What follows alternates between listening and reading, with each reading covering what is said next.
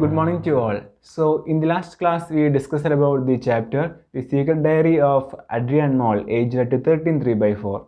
So, in this class, we just conclude that chapter and then we will be moving to the last chapter of this paper, which is the Letters from Mothers of Nanjamparambu by M.A. Rahman. So, basically, this chapter, which is The Secret Diary of Aged at 13 3/4, this diary entry was taken from the book The Secret Diary of Adrian Mole, aged at 13 3/4, which was the first book in the series of Adrian Mole character, and it is the kind of comic fiction by Sue Townsend. And this book is written in just like the diary style and focuses on the worries and also the anxieties of a teenager who is the Adrian Mole, and he just believes himself as an intellectual.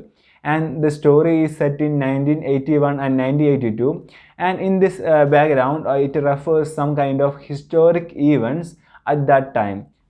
So apart from the humorous events described in the diary, a lot of books humor originates from the unreliable narration of Adrian Mole, who as an inexperienced boy yet confidently misinterprets events around him. So basically this diary entry is focused on the life events of Adrian Mole, who is a teenager, his anxieties, his kind of family problems, and regarding his love affair. All these kind of things are explained in this diary entry. So this is basically a kind of personal writing in that kind of narrative. So we had to focus on some kind of topics in which from this chapter, in which we can express some questions from that topic. So the first one is regarding the anxieties of a teenager. So this some kind of anxieties of Adrian Mole in this chapter. So one example for that is the Adrian Mole's affair with his girlfriend, who is Pandora, and also some kind of anxieties regarding his life, how to build up his life in a very good manner, in his regarding his family problems. So all this kind of anxieties is discussed in this chapter itself. So that's regarding the first topic. Second topic is regarding his relationship between Adrian Mole's parents, how his parents treated him, what are the kind of these life problems in his life, and also the kind of his attitude towards his father and mother. So all these kind of things are explained in that section, and also regarding the outcome of mother's assertiveness training. So his mother is described in this chapter as a kind of a training. She is going for the assertiveness training. So that's also discussed in this diary entry. And lastly, regarding his some kind of precautions or his obsession with his skin, Adrian Mole's attitude towards that. So basically he just choose some kind of this food items, and also he just consults his family daughter, his friend, and all these kind of things are present in this chapter. And lastly, some kind of his anxieties regarding his skin, how to take care of that, some kind of skin problems, and regarding the food that he just focusing on. So basically his likes and dislikes and his some anxieties, all these kind of things are present in this chapter. So the first topic is regarding the anxieties of Adrian Mole as a teenager. The second topic is regarding the relationship between his family, how he treated his family, and what are the kind of these family problems in his life, and also basically some kind of anxiety in his life during that time. So all these kind of topics that we have to focus on under this second topic. And the third topic is regarding the mother of Adrian Mole, basically the training, assertiveness training, like that. So that kind of topic that we have to focus on the third topic. So the fourth topic is regarding his interest into take care of his skin. So basically regarding the food menus and some kind of consult with the daughter. So these are the some kind of topics that we have to focus on under the fourth topic. So these are the four major topics, and fifth, the last one is that the humor of Adrian Mole in this diary entry. So these are the major topics that we have to focus on. So we will be going through all these kind of topics while we revising this chapter. So now we are moving to the last chapter of this module, which is a letter. So this title of this chapter is the letters from the mothers of Nanjan Parambu to the Supreme Court by M.A. Rahman. So regarding that, before that we have to focus on the topic, the letter. So the letter means, what is a letter? So here we have a literary letter, not a kind of informal letter, a literary letter. So a letter is a message written to another person or another organization pertaining to some matter of common concern. So ഒരു common ആയിട്ടുള്ള സംഭവത്തെ പറ്റിയിട്ട് അല്ലെങ്കിൽ ഒരു പൊതുവായിട്ടുള്ള ഒരു സംഭവത്തെ പറ്റിയിട്ട് ഒരു പ്രശ്നത്തെ പറ്റിയിട്ട് എഴുതുന്ന ഒരു ലെറ്ററാണ് നമുക്ക് ഈ ഒരു ചാപ്റ്ററിൽ പഠിക്കാനുള്ളത്. So here we are talking about the literary letters that is published because as well non person wrote it or because it defines the times in which it was written, and these letters encourage the readers to think critically on various issues and themes. It has become a way of self-expression and exchange of ideas with the minded others. And also under this topic we have to focus on the topic, the letters from the mothers of Nanjan Parambu to the Supreme Court. So this letter is kind of a group written by a group of mothers of Nanjan Parambu to the Supreme Court. So before that, this letter was regarding the background of this letter is that the reason while that they wrote this letter to the Supreme Court is that the problem of this endosulfan in Kasaragod. This letter was submitted to Supreme Court on behalf of tens of thousands of victims who are struggling with the terrible misery caused by the poisonous chemical which is the endosulfan in the form of deadly diseases, and many have met untimely death in the last 20 years, and also many children who are ill-fated and are dying day by day, trapped between life and death. So this is regarding just like the background of this letter. So basically the common problem of this chapter or this intention of this letter is that the endosulfan. So this is just like the background for this letter, and before that we have to focus on the author's details first. So introducing the author, who is M.A. Rahman. So M.A. Rahman is a retired professor, activist, critic and filmmaker, and he has been at the forefront of the eco movement against the endosulfan, and he is the recipient of the Odakul Award and also an Indian Literary Award Institute to honor the writers for a particular outstanding work in Malayalam language. So the work that merited this honor was Oro Jeevanum Vilapettadanu. So ഒരു ഓടക്കുഴൽ അവാർഡിന് അർഹമായ ഒരു വർക്കാണ് ഈ പറഞ്ഞത്.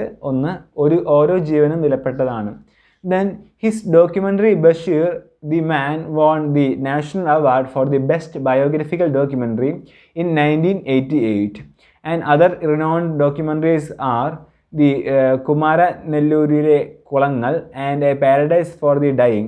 So all these kind of documentaries and some kind of documentary won the national award, basically the Bashir and the Man. So this means that these are the kind of documentary that won the best biographical kind of that documentary in 1988.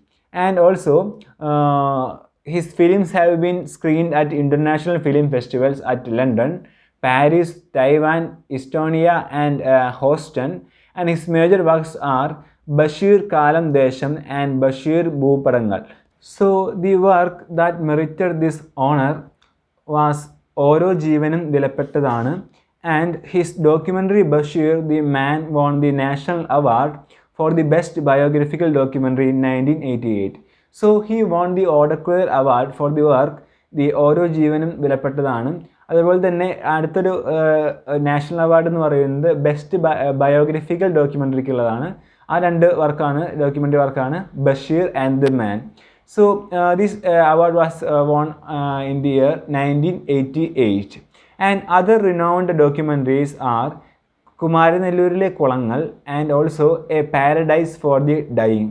His films have been screened at international film festivals at London, Paris, Taiwan, Estonia, and Houston.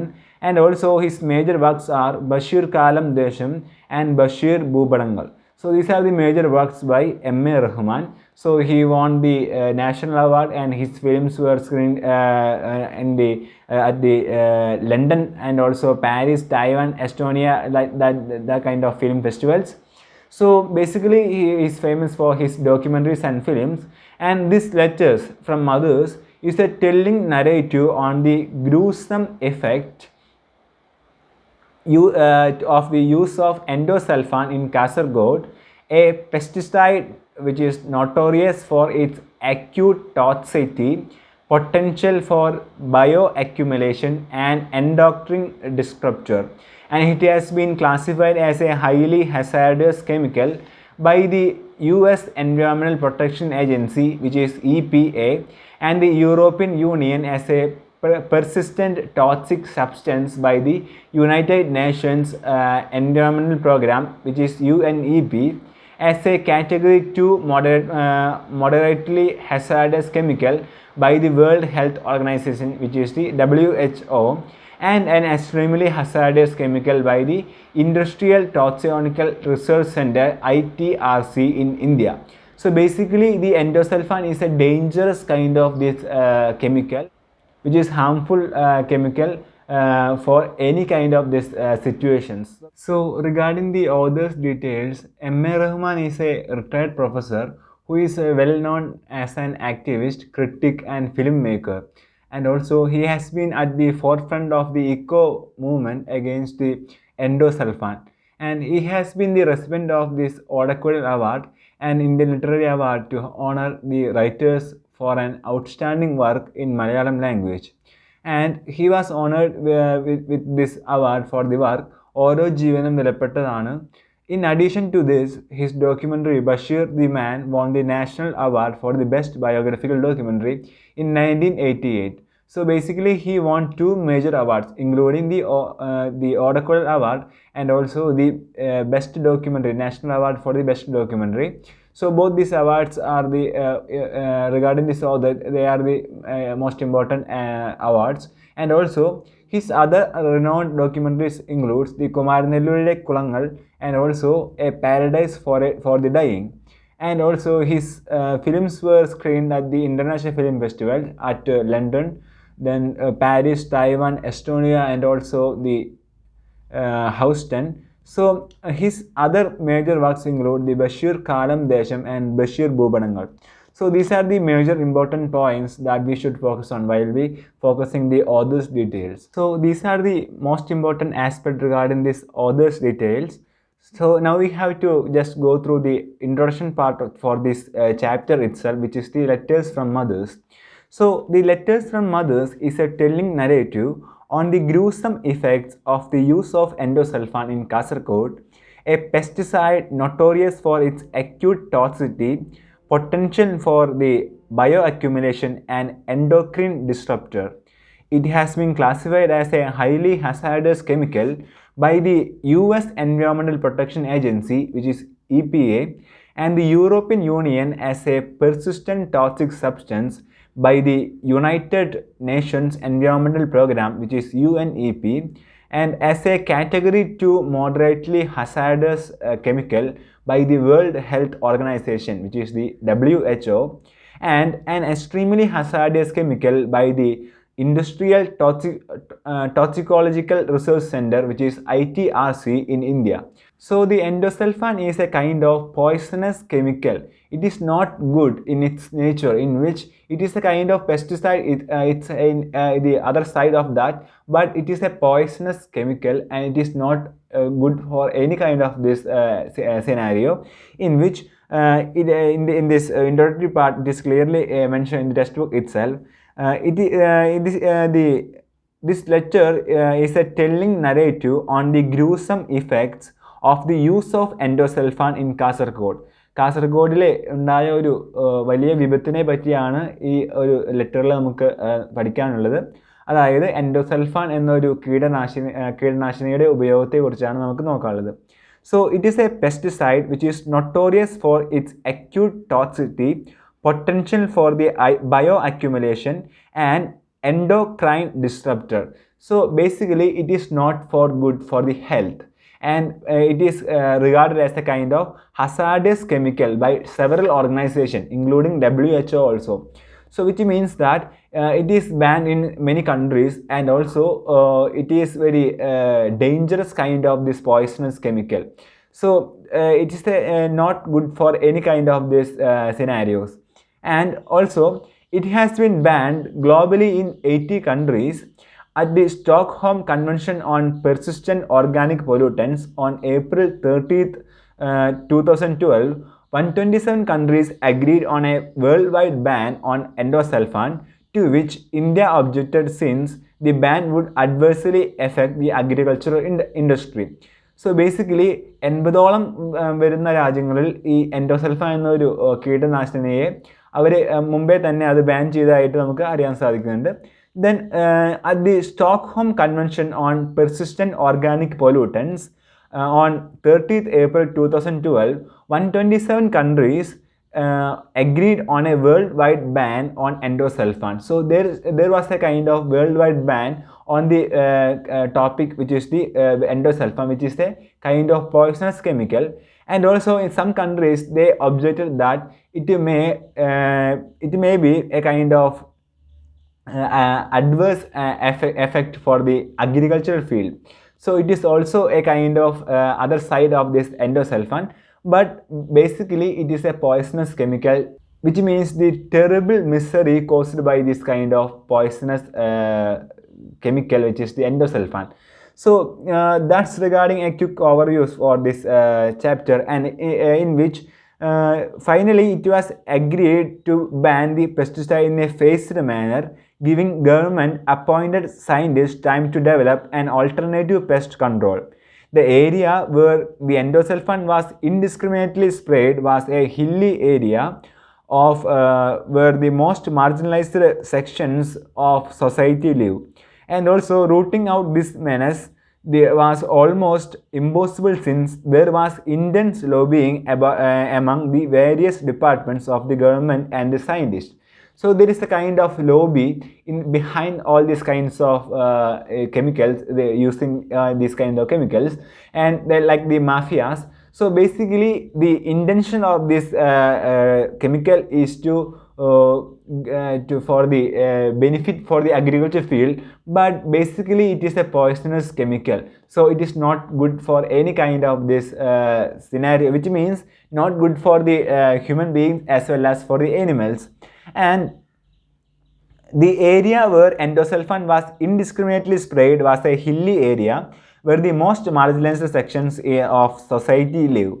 And also, despite this fact that generations of the populace began to be affected with the terminal diseases and cognitive anomalies, it was difficult even to win public sympathy because there are the lives of humans at the lowest strata of society, and that the powerful were complicit in this inhuman game.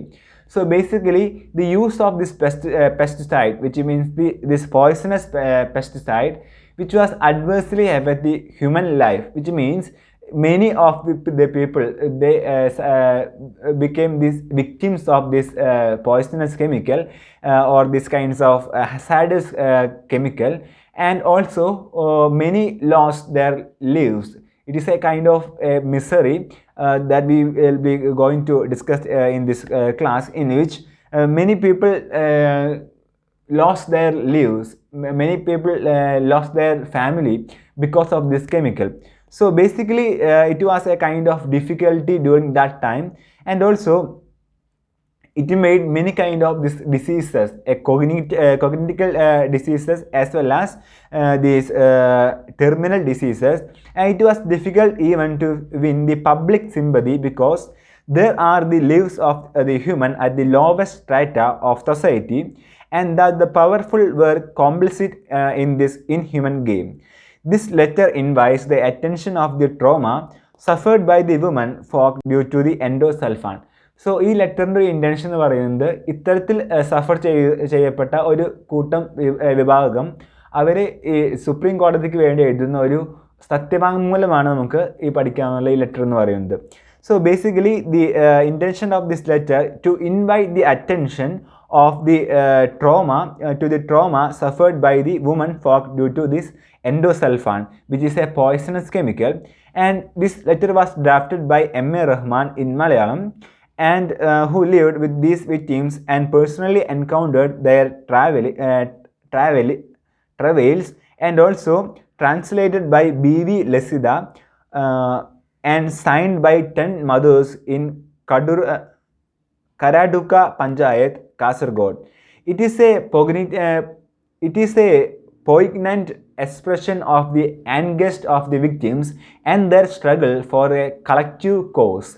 This letter's paramount significance the letter's paramount significance lies in the fact that it was instrumental in bringing out the Supreme Court verdict that favored the victims.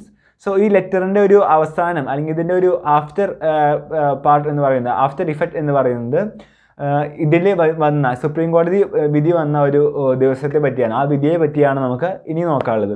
So basically that verdict was favoured the victims. Also, initially the case was filed in the Supreme Court by the youth organization of a leading political party of Kerala. When this letter was submitted to the Supreme Court along with the shocking photographs of the victims, the court directed that it be submitted as a writ petition. The same was submitted along with a writ petition by Vandana Shiva, and also the Supreme Court verdict delivered on 17th January 2017 announced a compensation of 5 lakh for each afflicted family as interim relief, which had to be disbursed within 5 months of the verdict. So ഇത്തരത്തിലുള്ള ഒരു ലെറ്ററിൻ്റെ ഒരു intention എന്ന് പറയുന്നത് public attention അല്ലെങ്കിൽ അവർക്കൊരു നീതി ലഭിക്കാൻ വേണ്ടി മാത്രമായിരുന്നു. സോ സുപ്രീം കോടതിയിൽ നിന്ന് അവർക്ക് ലഭിച്ച ഒരു നീതി എന്ന് പറയുന്നത് 5 ലക്ഷം അടങ്ങുന്ന ഒരു പരിഹാര തുക എന്ന ഒരു റിലീഫ് ഫണ്ട് എന്ന രീതിയിലാണ് അവർക്ക് അതിനൊരു സഹായം എന്ന രീതിയിലാണ് അവർക്ക് ലഭിച്ചത്. Then the disbursal is under process still now, and also the full scale compensation package will be delivered by the compensation tribunal in due course. So ഇതാണ് ഈ ലെറ്ററിനെ പറ്റിയിട്ട് നമുക്ക് കുറച്ച് ചിന്തിക്കാനുള്ള കുറച്ച് സംഭവങ്ങൾ എന്ന് പറയുന്നത്. Basically this letter was written by a group of people, basically the 10 mothers from the place the Nenjamparamba to the Supreme Court. Basically this is like a affidavit means the satyavangmoolam. So ഇത്തരത്തിലുള്ള letter എഴുതിയതിൻ്റെ ഒരു intention എന്ന് പറയുന്നത് public attention, അതോടൊപ്പം തന്നെ അവർക്ക് ഒരു justice ലഭിക്കാൻ വേണ്ടി മാത്രമായിരുന്നു. സോ ഈ സുപ്രീം കോടതിയിൽ നിന്ന് വന്ന അവർക്ക് വിധി എന്ന് പറയുന്നത് 5 ലക്ഷത്തോളം വരുന്ന ഒരു തുക അവർക്ക് ഇതിനൊരു റിലീഫ് ഫണ്ടായിട്ട് ലഭിക്കുന്ന ഒരു തരത്തിലുള്ള ഒരു വിധിയാണ് വന്നത്. So that's regarding A quick overview regarding the introduction part of this chapter. Now we have to focus on the just an outline of this chapter itself, which is the letter. So this letter was submitted to the Supreme Court on behalf of tens of thousands of victims who had to live in misery because of the poisonous scent, which is the endosulfan. The author begins this letter citing the tragedy of an endosulfan afflicted family where the newborn infant of Mamada and Narayan of Adur, which is a place near to the Kaithod, is born without eyes and dies immediately. Her other children were also affected by endosulfan in various ways. The twins that were born in her second delivery also died. These endosulfan inflicted infants were never mentioned in the government list of people dead due to the endosulfan. The only proof that the family was stricken by endosulfan was the pension of rupees 2000 per month given to their endosulfan inflicted child. So this is one of the most important incident in this chapter that we will go in detail in the next class. So 10 years later, after the ban of endosulfan spraying in 2000, the negligence on the part of the government led to an increase in death rate. In 2002, the author and his people went to shoot a documentary which is a paradise for the dying, in which a plantain laborer named Achyutan Maniani revealed that when in 2000 the endosulfan was banned, the excess chemical was buried in Nanjamparambur. So that's one of the important factor regarding the place, which is Nanjamparambur, in which the excess amount of this endosulfan was buried in this place. And also this residue of the endosulfan is the cause of this death. His revelations may be summarized as thus: when endosulfan was banned, the excess pesticide which remained was buried in Nanjamparambur. A laborer named Subaya Maniani buried it. He is dead now. And also, Nanjamparambur lies in the heart of this Minjipadavu mountain in Adur. Here lies the Kerala Plantation Corporation's Minjipadavu estate. The huge cement tank in which the endosulfan was prepared is situated in Nanjamparambur, and it is even the landing place for the helicopters. So this is regarding the importance of this place of this Nanjamparambur, in which it is one of the affected area of this endosulfan affected area, in which in the heart of this Minjipadu mountain, which is situated in the near to the Nanjamparambur, there is a kind of huge cement tank in which the endosulfan was prepared is situated. And also around this, the pure water veins of Nanjamparambur flow between the crevices of rocks, and these fountains of water trickle in streams to the villages in the valley. So from this hilly area, there is a origin of this the river, in which all these kinds of water comes from these kinds of endosulfan affected area. So this is also a kind of healthy issue, and there are two man-made underground tunnels in Nanjamparambur enclosed by stone steps and overlaid with the leaves of foliage, embedded with the roots of huge trees. The water that accumulates in these tunnels quenches the thirst of the villagers, especially during the scorching summer. The residue of the buried endosulfan seeps into the stream, which explains the death even after the ban. Very long ago, one of this stream of this hill was diverted to a village by an organic farmer named Mamadacha. So the village came to be called Kaidod because Mamadacha diverted the stream with the help of a spade. Mamadacha's daughter Hajira lived on the banks of the stream. However, the water which was to be a blessing became a curse as endosulfan had seeped into it from the ground in which it was buried.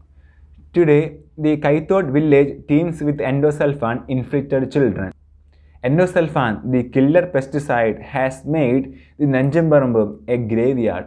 So this is the reality regarding the place Nanjamparambur, in which the endosulfan, which became a villain in that area, in which it made many people's future, their hope, everything to be vanished, in which many people became the victims of these kinds of endosulfan kinds of diseases, mostly the deadly diseases.